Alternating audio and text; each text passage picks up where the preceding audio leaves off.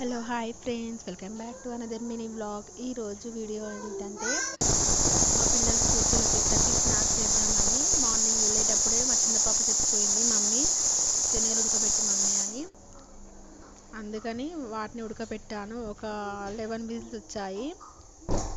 ఆ విజిల్స్ వచ్చే వరకు నేను పచ్చిమిర్చి అండ్ ఆనియన్స్ అన్నీ కట్ చేసి రెడీ పెట్టుకున్నాను.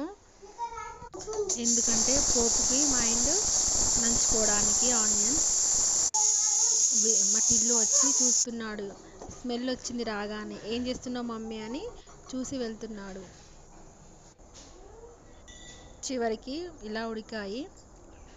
ఉడికిన తర్వాత స్టవ్ మీద బౌల్ పెట్టుకొని ఒక 2 టేబుల్ స్పూన్ ఆయిల్ వేసుకున్నాను. ఆ తర్వాత జీలకర్ర, ఆవాలు, ఎండుమిర్చి, కరివేపాకు, పచ్చిమిర్చి, ఫ్రెష్గా దంచుకున్న చిన్నుల్లిపాయ ఇవన్నీ వేసి మంచిగా వేగనియాలి.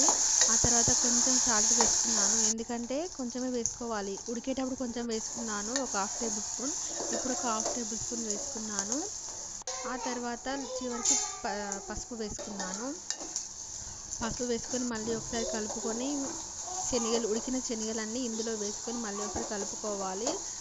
కారం కొంచెం తక్కువైంది, అందుకని నేను కొంచెం 1/2 టేబుల్ స్పూన్ మిరప్పొడి అండ్ గరం మసాలా కూడా వేసుకొని మొత్తం కలుపుకొని ఒక 5 మినిట్స్ హై ఫ్లేమ్ మీద వేయించుకోవాలి.